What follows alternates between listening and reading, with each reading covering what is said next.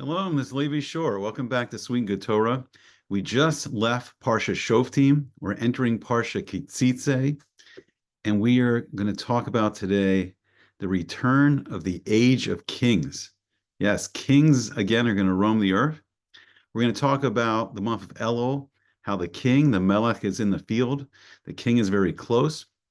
We're going to talk about how we've entered into this age of presidents and prime ministers. Why don't we have many kings right now? What happened? And we're going to talk as we go further into the 21st century, how this is the century of the return of kings. This is the century of Yemot HaMashiach, the days of the Mashiach, the days of Messiah. Okay, a lot of fun stuff. So we're going to jump right in. So first, we're going to talk about the month of Elul. Let me bring this up on the screen here. And the month of Elul itself, so you'll see here the letters of the month of Elul, Elul, comes from a pasuk in Shir Hashirim, in the Song of Songs, is chapter 6, verse 3. And it says, Ani lidodi vidodi li. I am for my love, my loved one, my beloved. Vidodi, and my beloved, limi. Li is for me. So this telling us that we're very close to Hashem in this month of Elul. And it says, Haroeh Bashoshani, who grazes among the roses. And we see from this that it's saying that Hashem is in the fields in the month of Elul. So we have a saying, and it's from Yeshaya 55:6, and it says, the pasuk says, Dirshu Hashem behimatzu, kira'uhu b'hiyoso karov. And it says, seek Hashem, look for Hashem, seek out Hashem when he can be found. Call upon him when he is near, when he is close. All right, so you may say to yourself, well, Hashem's an infinite being, right? Hashem's always close. And it's true. Hashem is the infinite being, the Ein Sof, the infinite one that fills all the worlds, including our physical world. But it's interesting. As Einstein himself said, time and space are relative. And it's interesting. There's certain times that have more kedusha in them. There's certain times that have more holiness in them. For instance, Shabbos, the holy Shabbat, it's a holier time than the 6 days of the week. And then there's places, there's areas in space that have more kedusha. So for instance, Jerusalem's the holiest city in the world. And then in the middle, the old city of Jerusalem, we can go up to Mount Moriah, Har HaMoriah, and on the top is where the Beis HaMikdash, the two temples stood. And Bezrat Hashem, we're going to talk about it soon. We're going to see the rebuilding of the third temple. So there's some places, some areas in space that are holier and some areas in time. So Elul, the mazel, the month of Elul, is the Basula, is the maiden in the Greco-Roman system in the zodiac. It's the Virgo, it's the Virgin. And it's a time where the summer, the heat and the passion of summer starts to cool off, and the cool breeze of the fall starts to come in, and we can be renewed. It's a time to look back at our actions. It's a time of teshuvah, time to return to Hashem. Hashem is close. The king is in the field. And we want to start preparing ourselves to be the new person that we're going to be on Rosh Hashanah. On the first day of the new year, it's coming, it's less than a month, folks. The first day of Rosh Hashanah, and we'll talk about what a special year it is coming. We'll do another video about that. But it's a time where we look back on the past year and we see, what do we do right? What do we do wrong? Who do we want to be this year? We have 30 days to prepare. And then Rosh Hashanah, we're that new person of who we want to be for the next year. So we seek out Hashem while he's close, while the king is in the fields in the month of Elul. And it's a very special time where Hashem is very close to us. So in Rosh Hashanah, we declare that Hashem is the Melech, he's the king, he's the Melech HaOlam, he's the king of the universe, and he sits in judgment on the whole world on Rosh Hashanah. So let's look at something very special we say in the Rosh Hashanah Machzor. So this is from the second day repetition in Shachris in the morning prayer. And we have a song that we sing, and we compare two things.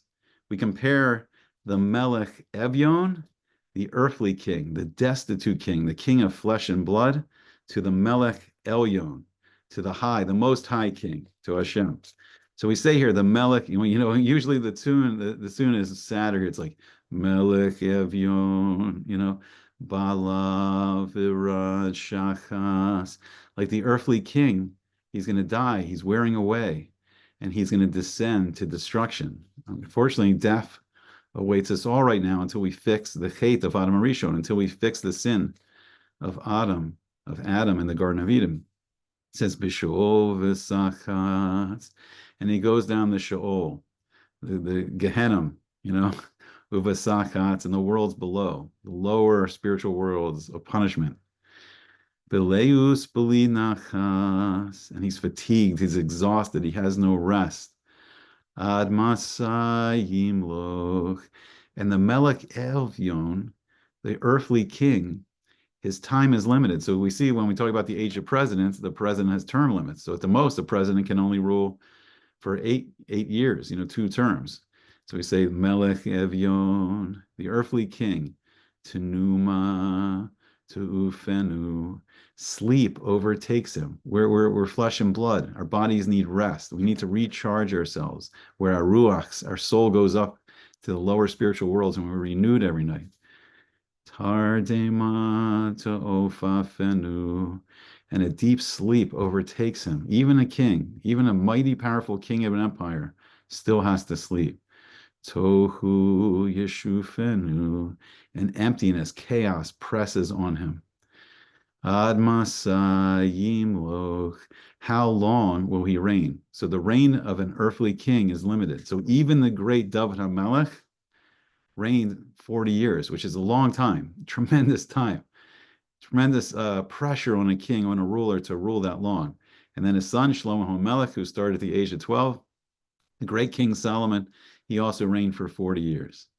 So an earthly king, they have a limited reign. But then we open up the ark, we open up the Sefer Torah, and then we say, where the Sefer Torah is stored, and we say, Aval Melech Elyon, but the Most High King, Shofet HaEmes, like he is the true judge. He is the judge of truth. Mabadav Emes, and his works are true. Oseh Chesed Ve'emes, he does kindness and love and truth to the world. V'Rav Chesed Ve'emes, and he's great in kindness and truth. Nesivaso Emes, and his path is truth, is Emes. Chosamo Emes, and the royal signet ring he wears, the seal is Emes. I wonder if Hashem actually has a ring, Kiviyachal, that says Emes on it. Le'adeyad Yimlok, and of course Hashem will reign forever. And we go on to say, Hashem Melech, Hashem is the king. Hashem Malach, Hashem, rule is the king. Hashem Yimlok Le'olam Va'ed, and Hashem will rule forever. Kol Shinanei Shachach, all the heavenly angels, Be'omer Madirim, and they proclaim, Hashem Melech, Hashem is the king. Kol Shoknei Shaked, and everyone on earth is silent. Bivracha Mivarchim, with blessing him. Hashem Malach, Hashem rules as the king. And we can go on. It's showing that Hashem rules for all time. Time and space are simply what Hashem has created, and Hashem is the true king. Okay, it sounds good. So there's a famous expression, Mashol Melech, right? So we're going to break down these words. Mashol Melech. What does it mean? It means like a parable, an allegory to the king.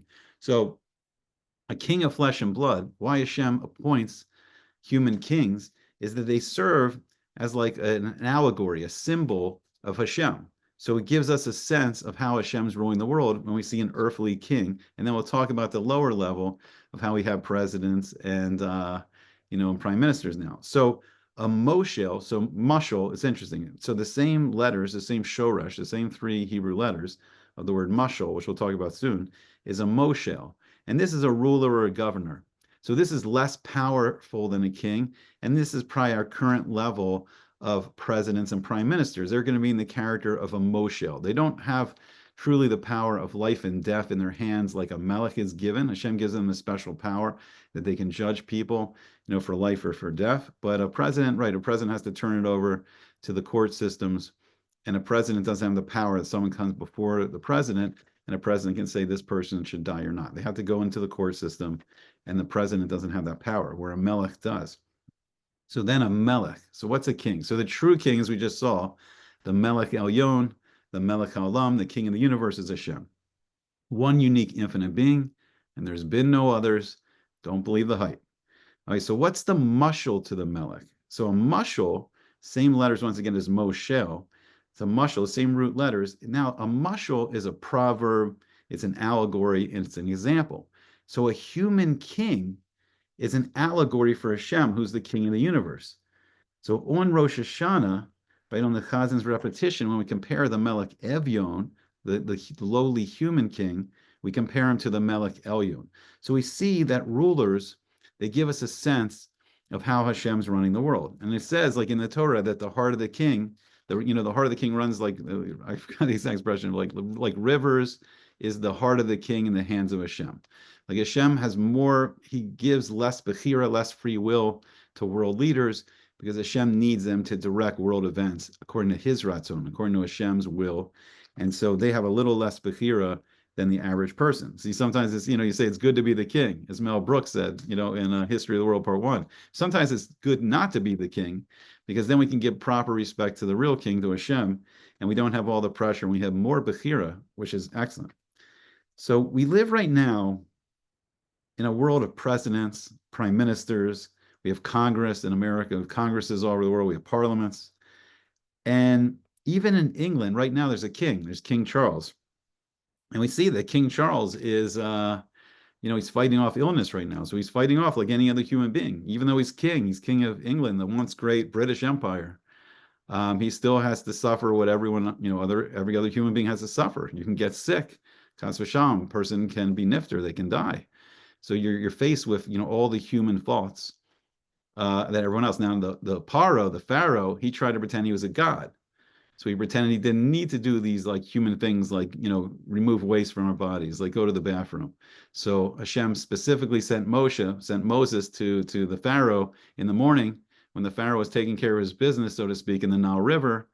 And Hashem was showing him, like, you're just a human. I made you a king. I made you a king over this mighty Egyptian empire, but you're just a human being. You're pretending you're not. And it's a big problem. People pretending to be gods, little problem in the world history. Okay, so even in England right now, there's a king, King Charles, but he's what's called like a constitutional monarch. So he doesn't have the full power of the king. And right now, the prime minister is Prime Minister Starmer. I actually had to look that up. He's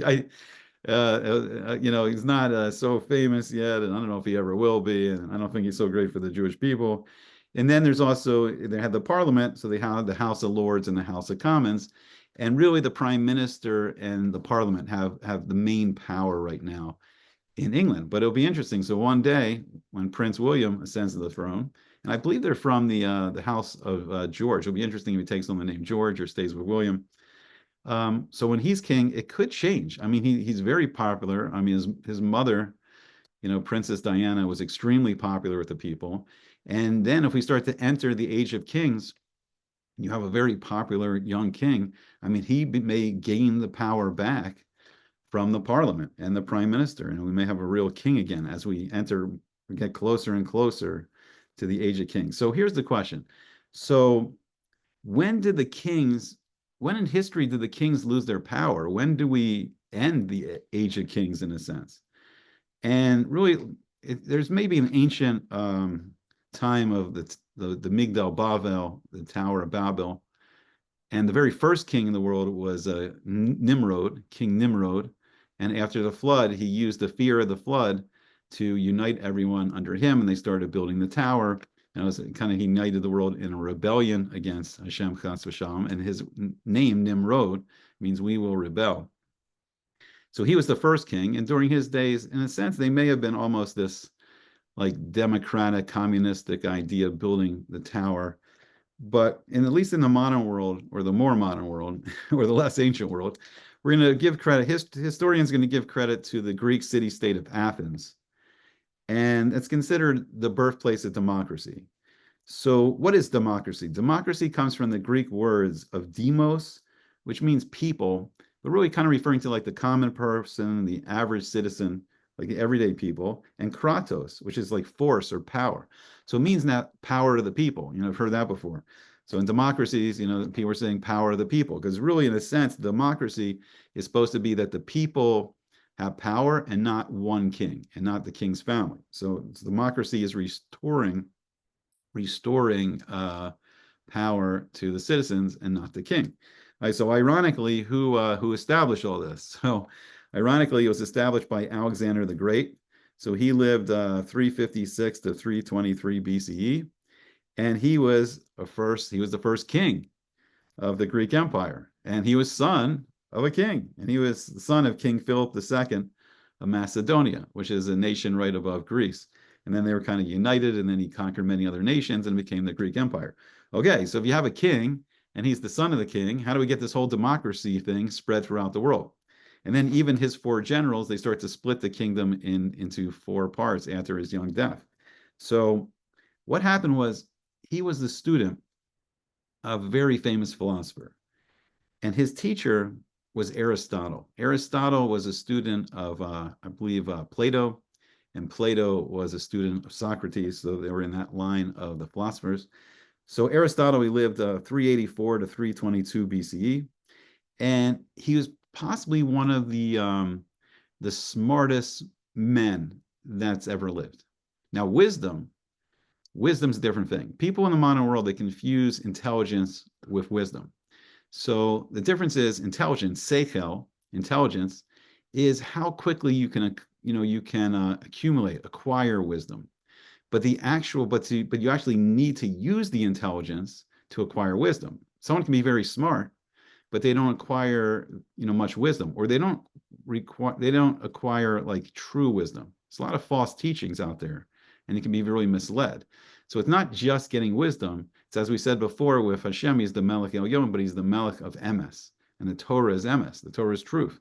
So you need to know like the wisdom, but true wisdom. You need to know what's true and what's not. But as far as intelligence goes, Aristotle is probably one of the most intelligent people that ever lived. Now, as the wisest people that ever lived, we'd have to say Moshe Rabbeinu, Moses, who acquired the 49 levels of Bina, of understanding. And then Shlomo HaMelech, King Solomon, also is very high in the amount of wisdom that he acquired. Now, when we talk about Mashiach soon, Mashiach is going to bring us back into the Yemot HaMashiach, and then the world is going to finally get to explore all 50 Shari Bina, all the 50 gates of understanding, and then wisdom will really spread throughout the world, as opposed to where we are now. I mean, we have great access to information, but acquiring all that information into wisdom, I don't know. I don't know if we're all doing it so well yet. All right, so Aristotle, he wrote about a tremendous amount of things. In a sense, he really started modern day science.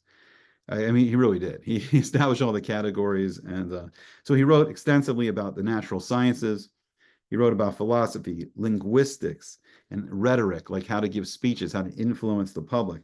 He wrote about economics. He wrote about politics, psychology, and the arts. So he wrote a tremendous amount of books, both on physics and metaphysics. And eventually, the teachings of Aristotle and the teaching and the system, the political system of Athens, this became very like pervasive. So like what happened is you had a king, you had Alexander the Great, and then his four generals become kings, but they started spreading the Greek culture and the Greek teachings and the Greek political systems. And this started influencing the people of the world. And now you started getting these ideas about democracy circulating throughout the world. So really, Alexander the Great and the Greek Empire, they really brought these ideas to the world of democracy. Now, next, we have a young man, or very famous, Gaius Julius Caesar. So Julius Caesar, he lived 100 BCE to 44 BCE. Now, he was originally a member of the triumvirate, so it was three people that were ruling Rome at the time, and he shared power with Pompey and Crassus. He eventually defeated the two of them, and he became a dictator. So in a sense, he really became the first emperor, but they were going from splitting power, I think, to these consuls, and the consuls or proconsuls, I forgot, it's been a while. They only had power for a year. They served for 1 year, and it was like split between two people. So the Romans were very careful not to have kings, right? They didn't want kings, but Julius Caesar, he really changed all that. And he really began the age of the Roman emperors. So once again, so now we have the powerful Roman Empire, and in the view of the Torah, we're in the year 2024 of the Galus Edom, of the Roman exile. So if we're in the Roman exile, how do we have presidents and prime ministers? What happened? We have a Greek king, Alexander the Great, and he's spreading the ideas of democracy. Okay, but he's a king. And then we have, a Roman emperor who starts the age of emperors, the Julian Flavian line of emperors, right, and all the other lines. So why do we have presidents and prime ministers? All right, so we have two major periods that are really going to influence the modern world we live in right now.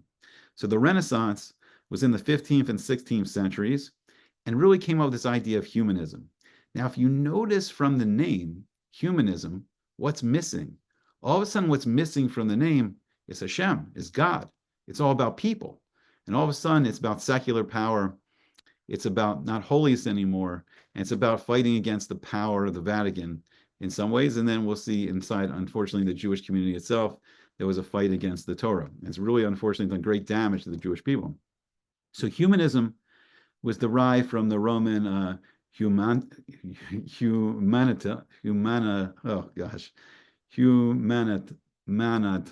Okay, I am butchering it. I just give up right now. And then a rediscovery of the classical Greek philosophy. So it's a reemergence of Greco-Roman thought after the so-called Dark Ages. So during the medieval period, really most of the scholarship was only among the Jewish people because we're the people of the Torah. We kept learning Torah. And we had the great Rishonim, we had the Baalei Tosafos, we had Rashi and the Baalei Tosafos and all the great Rishonim and the Goinim before them.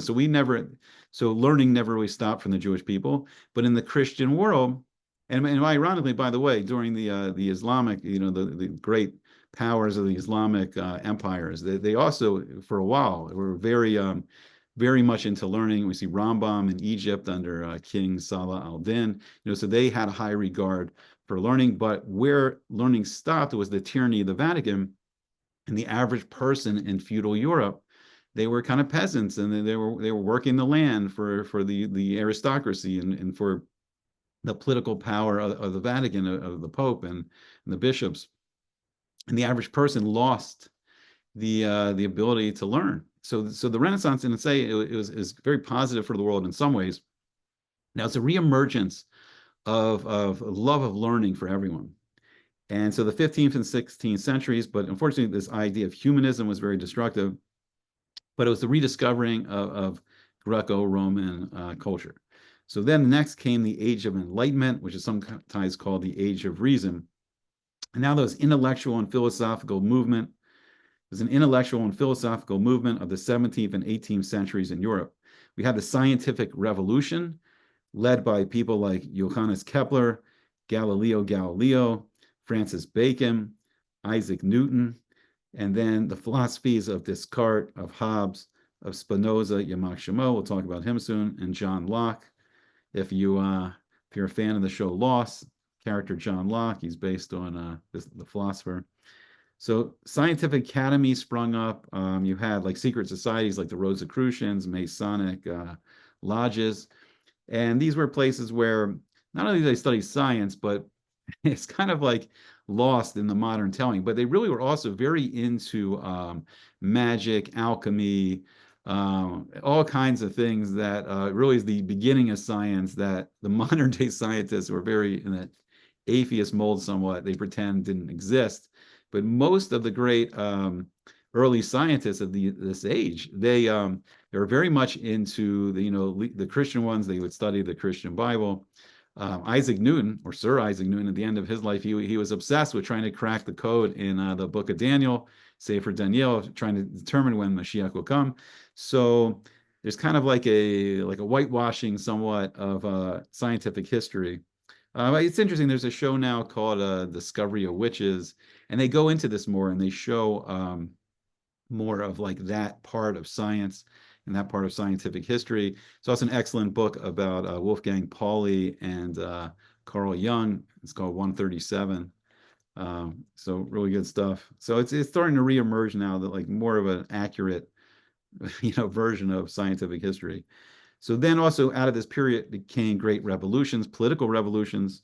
So we had the American Revolution of 1776, the French Revolution of 1789, and now we kind of saw the overthrow of kings. And then we had, I think it was Oliver Cromwell in England, and then, the establishment of a constitutional monarchy. So now the power of kings was weakened, and now we started the age of presidents and prime ministers. So there was Enlightenment scholars.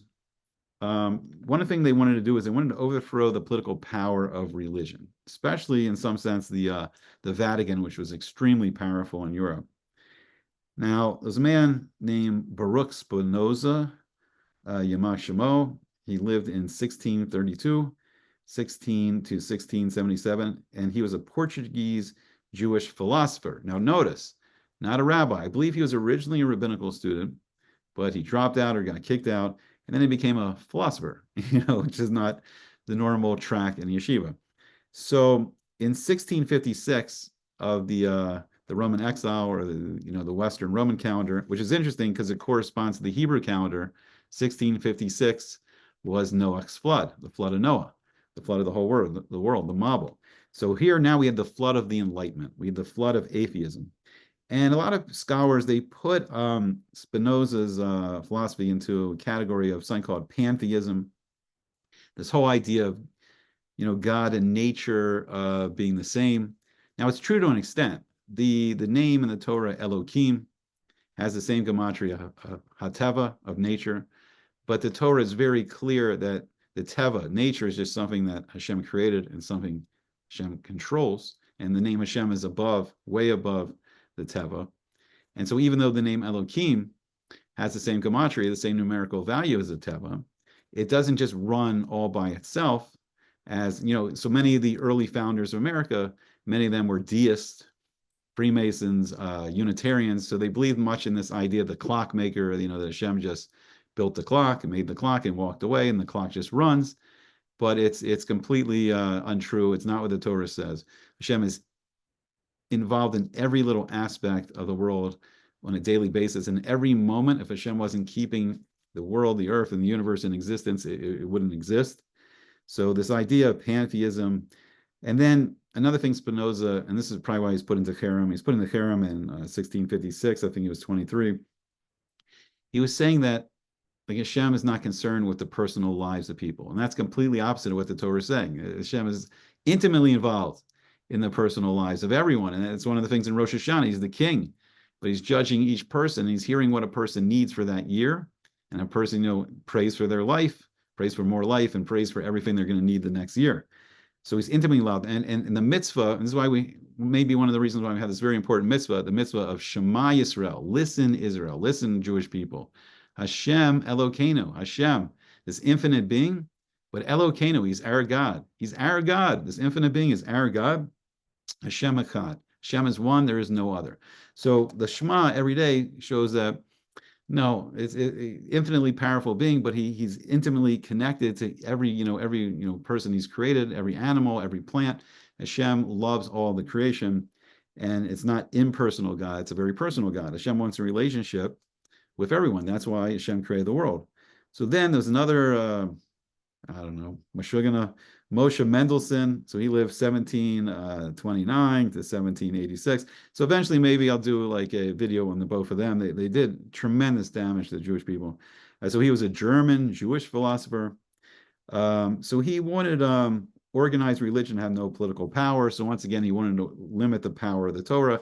And his books, his writings, his teachings, they were a central element in the Haskalah. So that's the Jewish Enlightenment. And this unfortunately led to all things like, the Reform movement, the conservative movement, or whatever. It was a reaction against that. And, in the Reform movement, it was in Germany and Berlin, I believe, and it was Yom Kippur and Chas Hashem. They were having a feast on Yom Kippur, and they were eating pork, they were eating pig, they were eating bacon. And unfortunately, it's not surprising, folks, of all the destruction that came after. You can get mad, you can throw a little tissy fit, you can do whatever you want, but it's time for all of us to wake up. It's dangerous when we don't follow the Torah. It's dangerous for the Jewish people. It's dangerous for the world. And it's enough of this shtick, folks. Okay, so now, as we go into the 21st century, Baruch Hashem, now we're going to see the age of the return of the kings and the coming of Mashiach, Yemot HaMashiach. So the Rambam, in his Sefer on Halakha, the Mishnah Torah, which is called the Yad Chazaka in many yeshivas. And so in the book of Shoftim, he writes in the Chilkos Malachim Umilchamos, the laws, the Jewish laws, the halacha of kings and wars. Exciting stuff, huh? Age of Kings. So he writes in the Perek Rishon in the first chapter, halacha aleph, very first halacha. He says there's 3 mitzvahs that are commanded to Yisrael at the time of entering the land. Here, I think I have it right here. We can bring it up. How exciting is that? Aha, it's good to be prepared. Okay, so let me see what we can do here. So the Rambam says, he says, Shlos mitzvos nitz tavu Yisrael b'shas kenisasan la'aretz. There's 3 mitzvos. There's 3 mitzvahs that are commanded to the Jewish people at the time that they enter the land. Now, it's a big question here, and I have to learn a lot more about this. Is it just that there's millions of Jews that there are now? There still possibly could be a majority of Jewish people outside the land of Israel. We have pretty close to the same number of Jewish people in Israel and in America, but then with the Jews in South America, Canada, Mexico, in Europe, in Australia, some in the Far East, some in Africa. So maybe like the majority of Jewish people is still outside the land of Israel, still in Chutz La'aretz. So does it need to be the majority of Jewish people for this to take place, or does it need to be all the Jewish people? But as we keep going on, we're getting closer and closer, and hopefully we'll get to see soon. But when we enter the land, there's a mitzvah, and there's 3 mitzvahs. The first mitzvah is Limanos Lachem Melech. We have a mitzvah to appoint a king. Shenamar, and we get this from a pasuk. It's from Devarim 17:15, from the book of Deuteronomy. And it says, Som tasim alecha melech, that you will appoint for yourself a king. So the full pasuk says this. It says, Sum tasim alecha melech, you will appoint for yourself a king, asher yivkar Hashem elokecha. That Hashem, your God, he will choose from among you, mikerev achacha, from your brother. So it means that the person has to be Jewish. King Herod, that didn't work out well, right? Herod was a convert from Edom, the Edomian, as they called it at the time, and he was a little controversial. So he has to be someone's Jewish. That's going to be the Mashiach. And it says, right, Mikerev Achecha. So Tasim Alecha, and you'll place them upon you. So you accept the person as a king. Melech lo sucha l'seitz alecha ish nakri. You cannot put a non-Jewish person as your king. Asher lo achicha who is not your brother. So there's a mitzvah that the king has to be Jewish, and it can cause a lot of problems, as we saw with King Herod, if we appoint a king that's not Jewish. But he did rebuild the second temple, so he earned himself some merit for that one. All right, so after we appoint the king, we have the next mitzvah that, according to the Rambam here, according to the Torah, it says, Lahach ris zoro shel Amalek. We have to wipe out, we have to erase the memory and the children of Amalek. I would say, why? So what did Amalek do? Who are these guys? What did they do that's so bad? Let me give you a couple examples. So Haman, the evil Haman, who we talk about a lot on Purim time, he wanted to do a genocide of the Jewish people when we were in the Persian Empire. Most of us lived in Shushan, Habira, and all I think it was the 127 countries of the Persian Empire. And Haman tried to kill us. So in the more modern world in the 20th century, we saw the rise of Amalek again, and they were the Nazis in Germania, in Germany. And we saw the destruction that they did. And now they're poking up their evil heads again, and we see them as the quote-unquote neo-Nazis, and they're spread throughout the world, just like the Jewish people are spread throughout the world. And we have a pasuk in Devarim 25:19. And it says, and this is one of the 6 things we're supposed to remember every day, Timche es zecher Amalek, that you will wipe out the memory of Amalek, get rid of the Nazis. So after we have a king, then we have a mitzvah to kill all the Nazis. We don't have a king right now, so we can just argue with them on Twitter or other places, or just ignore them, or I don't know. but the more Torah we learn, the more mitzvos we do, the more we know the secret that Hashem is in our midst, the less Amalek has any power over us. And that's good. Amalek, what do they try to do? They try to create suffix. They try to create doubt in the people of the world that Hashem exists. And we see this from all angles. They try to get people to rebel against Hashem, and they don't like Jews because we represent Hashem and the Torah in this world. So then the third mitzvah, after we get rid of Amalek, and it's interesting. So there's a pattern, sor me'ra v'osei tov. So first we have to turn away from evil. We have to wipe out evil. And we saw this before the birth of Yitzhak, before the birth of Isaac. Hashem got rid of Sodom and Gomorrah, and we had to get rid of those 5 evil cities. Hashem wiped them out because before you can establish the Jewish people, you have to remove evil from the world. And then the third mitzvah when we enter the land, V'livnos beis habechira, and you will build the house of, I think it means like the chosen house. Shnamar, we have a pasuk in Devarim Yud Beis Hey, that is Deuteronomy 12:5. It says, L'shichno sidrishu uvasa shama. It's interesting. Seek out his presence. So just like as in the month of Elul, it's a good time, folks. We're seeking out. We're finding the king while he's in the fields, while the king is close, while the king is in the fields. And in Eretz Israel, in the land of Israel, we seek out where the Shekinah is. We know because we built 2 temples there already.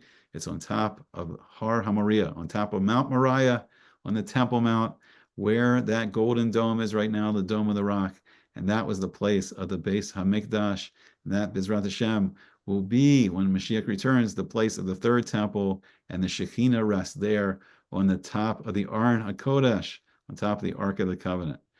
Okay, I hope you enjoyed it. I hope, Bezrat Hashem, as we enter into this new year, we take advantage of the month of Elul. We'll talk about again soon the miraculous Nova that may be coming on the 25th of Elul and what its significance is. Bezrat Hashem, we will see the coming Mashiach, and Bezrat Hashem, it's been almost a year. We will see the rescue of every hostage from Gaza. We will see the defeat of Hamas and all who wish to harm the Jewish people. And we will see a return of Amelech, of the king, to Israel, Mashiach ben Yosef and Mashiach ben David. And we will build a house of Hashem again, and we'll be able to go to the temple, and we'll be able to be close to the Shekinah, the presence of Hashem in the world. All right, all the best. And I hope to see you back again soon on Sweet and Good Torah.